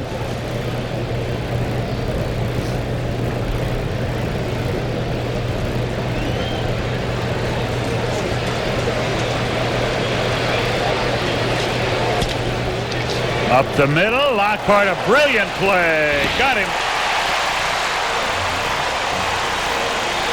Outstanding play. Boy, he can pick it at second base. 2 out. This is one for the highlight film. I mean, he had to throw his body away from first base. Still got up and got a lot on it. If Keith has a chance to get it in his glove, he'll hold on to it. He doesn't knock many down. He feels them all just about. The Red Sox fans start the Lou chant as Lou Merlone steps in. Who's the guy he had the beef with a couple of years ago? You were mentioning Sean McDonough. On their telecast, they had one of those actors from Boston, either Ben Affleck or Matt Damon, one of those guys.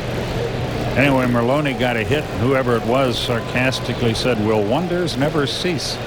Beautiful. Merlone was not too thrilled. He's not too thrilled with that at bat either. And the inning is over. 1-2-3, nothing doing. We go to the bottom half of the 7th inning, all tied, 1-1. Oh. And from Laurie Weber from Blanchard, Oklahoma, the question is, what was the name of the team before being called the Boston Braves? Well, from 1876 to 1882, they were Boston Bean Eaters. They didn't keep that very long for reasons we all know. 1883, 1906, Boston Doves, 1907, 1910, Boston Rustlers, and for a while they were the Boston Bees in the 30s. And before that, of course, they were the Plymouth Rocks. Vinny Castilla leads off the bottom half of the 7th inning.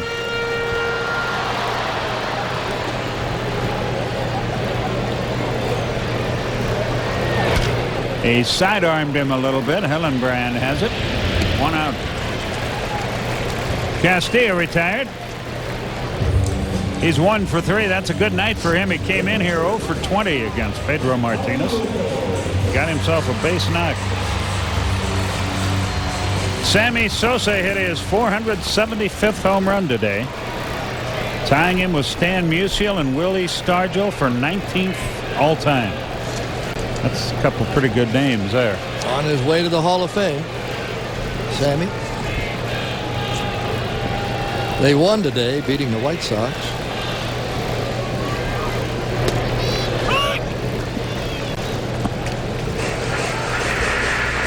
Oh, and 1 to Javi, who's 2 for 2. Chris Hammond in the Atlanta bullpen under the watchful eye of, I don't know who that fella is. Doesn't talk much.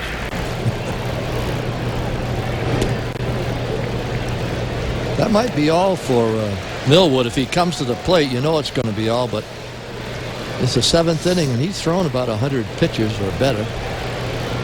Martinez is up to 81. Went sidearm again a little bit. Just missed with that pitch. Looked like a good one. 2-1 the count.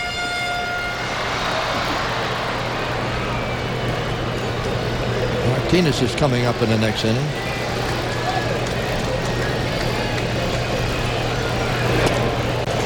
Pulled the string on him. It's 2-2.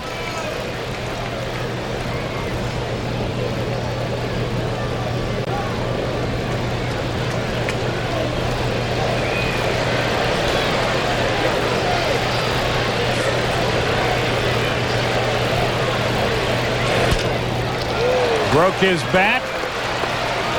Merlone, what a play.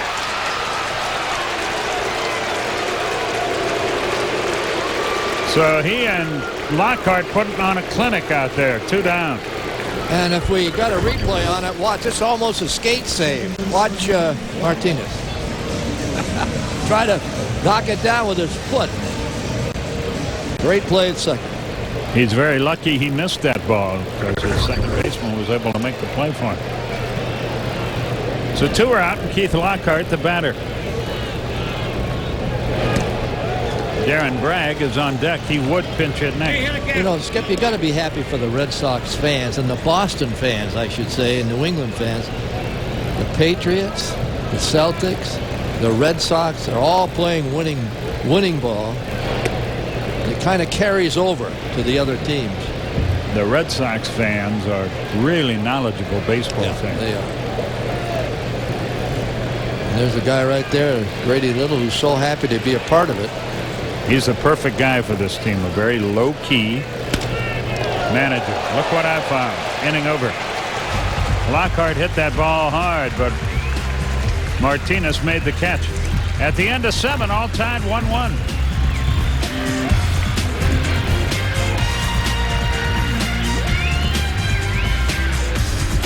Let's take a look at our Office Depot scoreboard. You want to send your favorite player to the All-Star game? Log on to MLB.com or RadioShack.com and vote now. Don't miss the All-Star game on July 9th. Chris Hammond on to pitch for Atlanta, and Pedro Martinez is obviously going to continue to pitch for the Red Sox because he leads off here in the 8th inning. Hammond has been a revelation for the Braves. He and Darren Holmes and Kevin Grabowski, 3 guys you'd really never thought about when spring training started, have been phenomenal for the Atlanta team. It was almost like, let's invite those 3 guys down. I don't know if they can make the team. That's exactly what it was. They all made the team. More than that. Hammond strikes out Martinez to start the 8th. And here's Johnny Damon, who's 1 out of 3, doubled and scored the only run of the game for Boston. That came in the 3rd with 2 out. Damon doubled to left center, and Offerman single to right, driving in the run. Millwood pitched to beauty. He sure did. 7 innings, 3 hits, a run, 2 walks, 4 strikeouts. Braves got their run in the 4th on a 2-out ground single to left by Javi Lopez.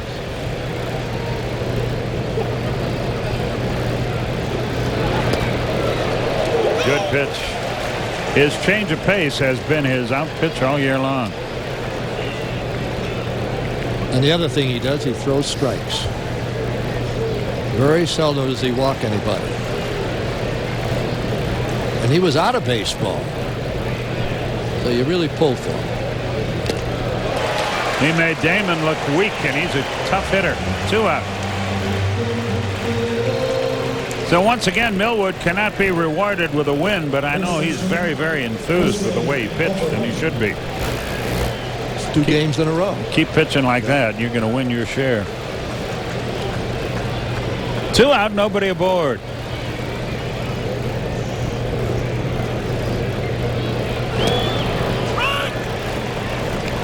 strike over the outside corner to Jose Offerman.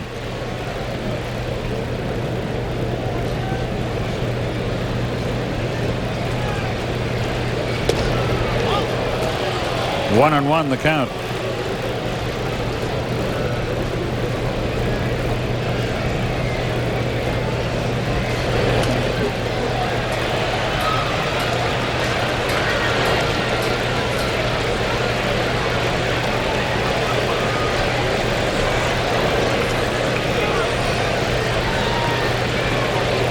Kevin Grabowski has been throwing in the Atlanta bullpen. Came in with a fastball, missed with it, 2-2.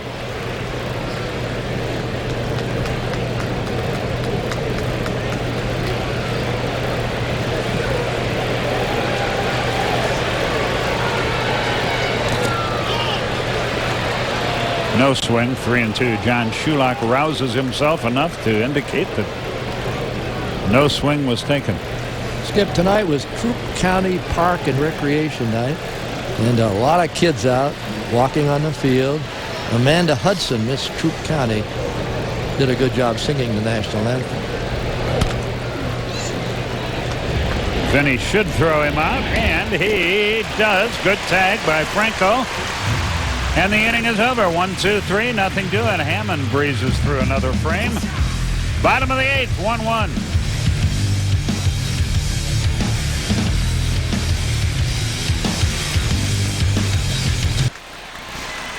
Fans, today's winner of a Sony PlayStation 2 and EA Sports games is Clint Volz from Minot, Minnesota. Watch for the MLB defining plays presented by Clarinex brand of Desloratadine tablets.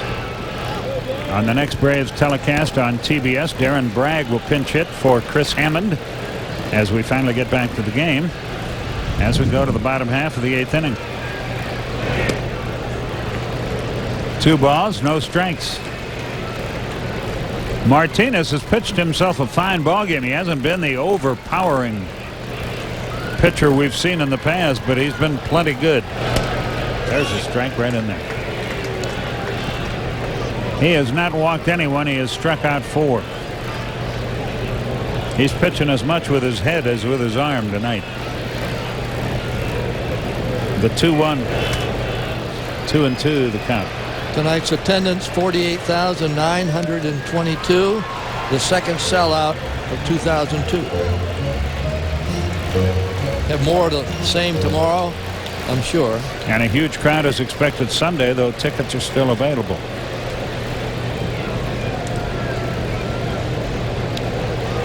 People meeting people in the chop house like they always do.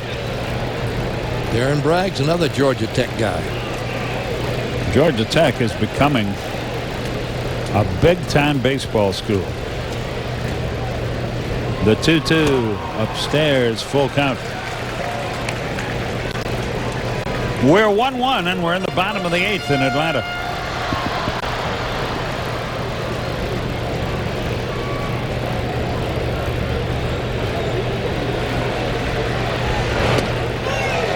Strike 3 called over the outside corner. Bragg didn't think so. He was on his way to first base. 1 out.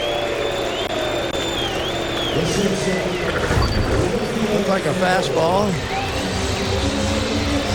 Bragg thought it was outside, and from that angle right there, it might have been outside, but he got just run up. Tonight's attendance puts the Braves over the 1 million mark for the year. Top of the order, and Rafael Furcal takes a strike. He is lined to short, grounded to short, and popped to the pitcher trying to bunt, or bunted one back to the pitcher, I should say, and he threw him out.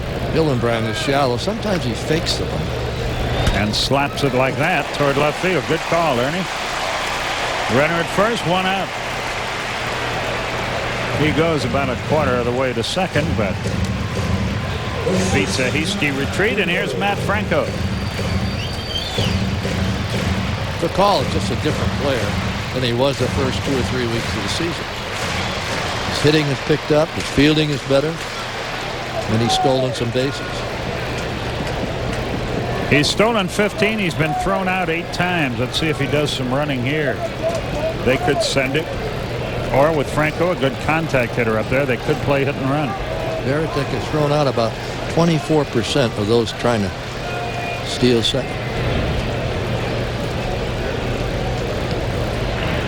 Tim Wakefield, the knuckleballer, begins to throw, and the bullpen for Boston takes him about 3 pitches to get warmed up. John Smoltz begins to throw just in case the Braves push across the go-ahead run here.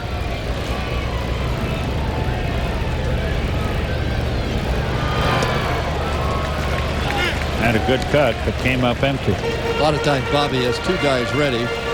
One could be Grabowski if the score stays 1-1, and Smoltz, as Skip mentioned, the Braves go out in front.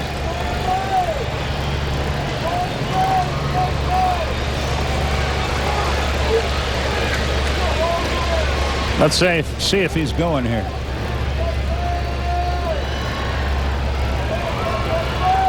Nope. 1-1 the count. Red Sox going to be happy with Martinez. He's pitching here in the bottom half of the 8th. He has had some shoulder problems. He seems to be in real great shape. Ernie Johnson with us tonight. Joe Simpson away due to a death in the family. Joe will be back tomorrow. There he goes. Into right field. Will that ball get down? Yes, it will. Rafi on to third without a play. So the hit and run pays off. And Gary Sheffield has a chance to give Atlanta the lead.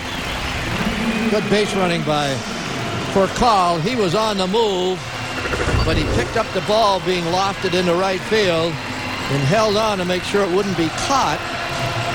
That's Nixon coming over. He had no chance at Furcal going to third. Now watch Furcal. He'll pick it up.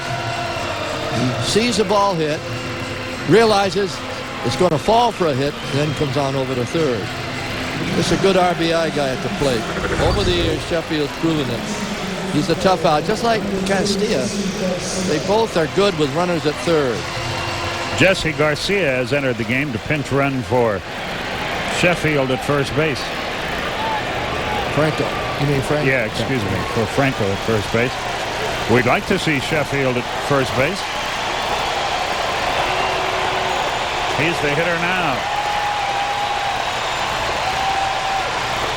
1-1 our score. Good slider, 0-1. So Gary talking to the umpire. He argued earlier. That time he was saying, was that a strike? Meaning, had I taken it, would you have called it a strike? And I think the answer was probably no.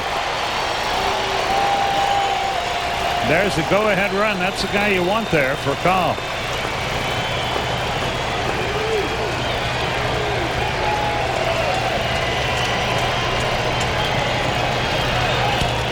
A mile, but foul. He was all over that baby. Upper deck.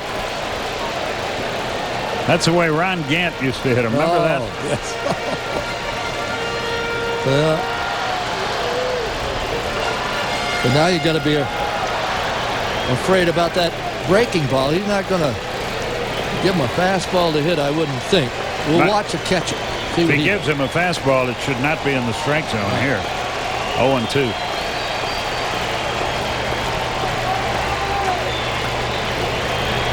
There's a high fly ball left field. Let's see if we got enough. Drawback in the corner makes the catch. And both runners tag, and the Braves lead. Sheffield just missed a home run on an 0-2 pitch. You know, Martinez would like to have that one back. He made it too fat, and the Braves had the lead. Well, you mentioned it, no fastballs, and he came right with it. From Grady Little out. Watch this pitch. I think he wanted it up high and inside, a waste pitch, and he just missed a homer in the left field corner. Tagging and trotting home is for a call. And a good alert job of base running by Jesse Garcia, too. He tagged and got in the scoring position. Another base hit, and he will score. So Sheffield comes through. And the Braves have the lead, and John Smoltz gets ready to check into the game. And if he can get him out, Chris Hammond will have another win.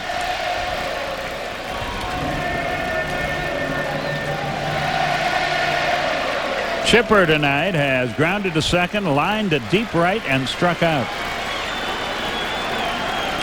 Runner at second. There are 2 out. First base is open. Let's see if they pitch to the left-hand hitter. They will. We'll see how they pitch to him. Went right after him, but missed inside. 1 ball, no strikes. The left field scoreboard has fizzled out on us. They got nothing up there now.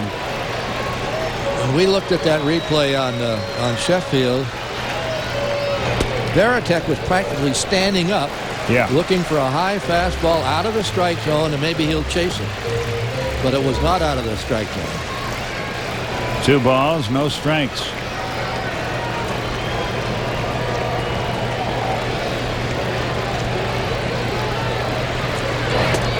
Three and 0. They don't care if they walk him or not. They might put him on right now. Andrew Jones is next.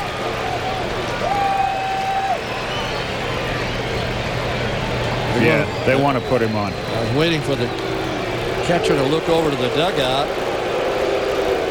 because in a situation like that, you're afraid that if you just throw a strike to get it over, Chipper will have the green light and hit one. Just like what happened with Sheffield. You can make that pitch too fat.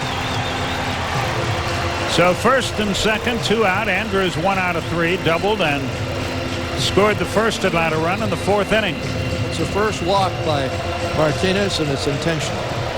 He's pitched a good game. He really has. Deserves a better fate, perhaps. But we'll see how John Smoltz does coming out of the bullpen. Good cut, but he fouled it off. 0-1. A little insurance couldn't hurt.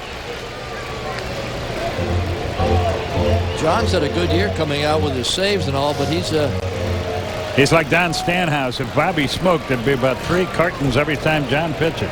That Earl Weaver said he's a 2-packer. 0-1 the count. A ball and a strike.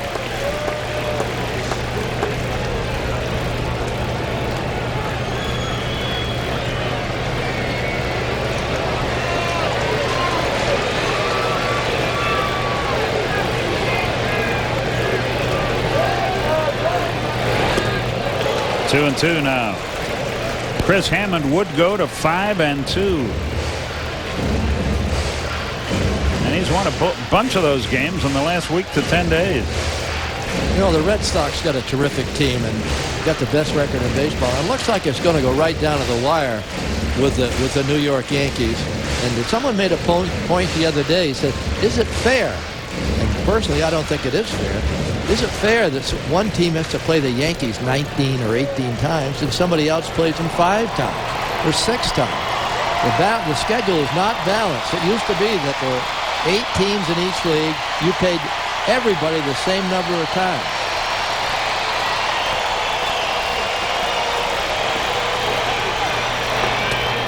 High and inside. He hung at 2-2. Chris Hammond won games on June 3rd and June 5th against the Mets. Won a game on the recent road trip, which was right after the Mets, and would win tonight if things stay as they are.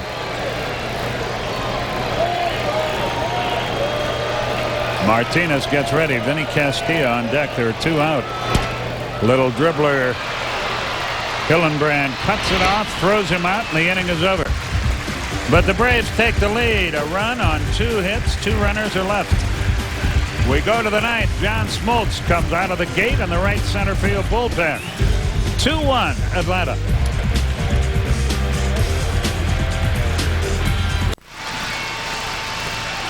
We go to the 9th inning. Wes Helms checks into the game to play first base for Atlanta.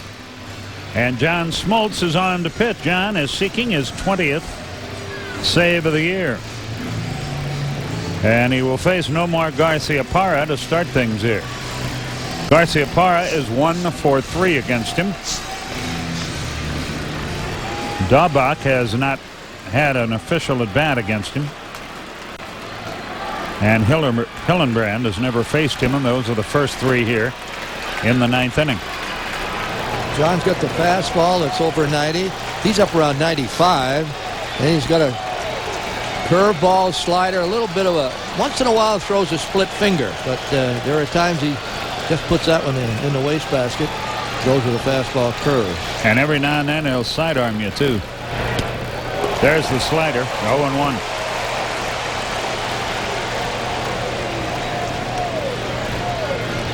We're in the 9th, 2-1 Atlanta.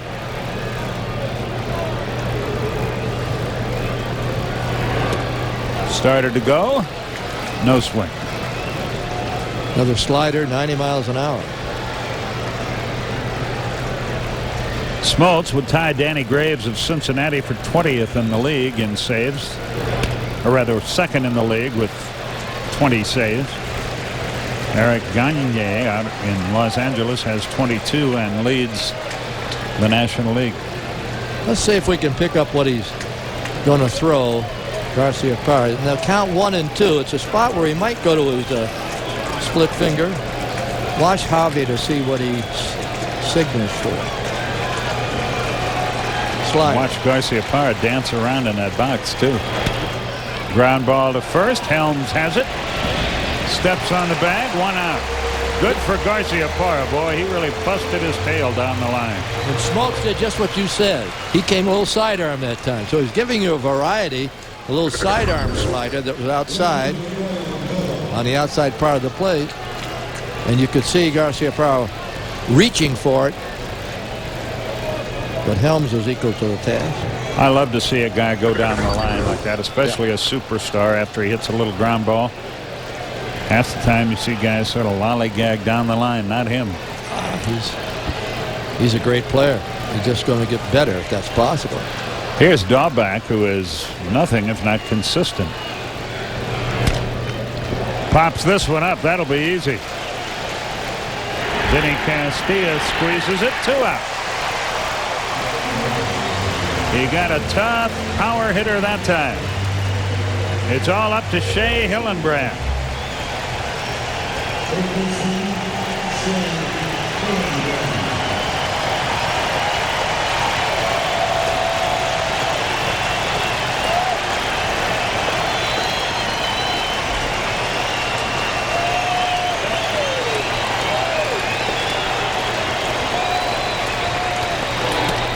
Hung a breaking ball, but Chipper's there, and the ball game is over.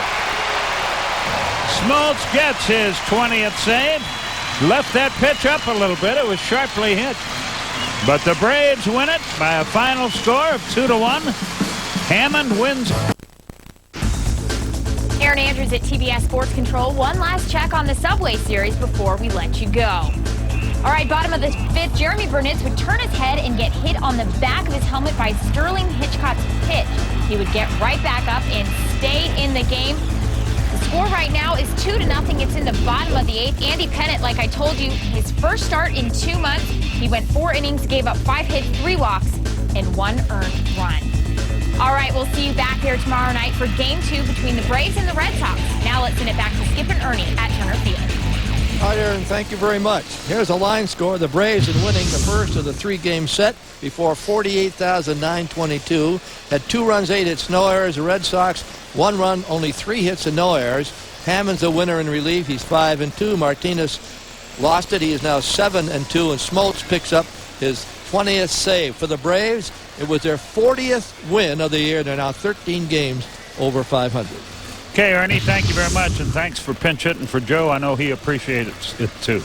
Always good to see you. For the latest scores, in-depth analysis, CNNSI.com, Sports Illustrated at CNN Speed. Our next Braves telecast tomorrow, 7 o'clock Eastern, right here on TBS. Greg Maddox and John Burkett hook up. Get to have another look at John's new haircut. Oh, yes. Tomorrow, coming up next on the Superstation, John Belushi, which is misspelled here, and Dan Aykroyd star in the Blues Brothers. If you like to laugh, you'll enjoy that. That's next. For Ernie Johnson and our TBS crew, headed by Glenn Diamond and Gary Lehman, Skip Carey from Turner Field. Braves a winner tonight. So long, everybody.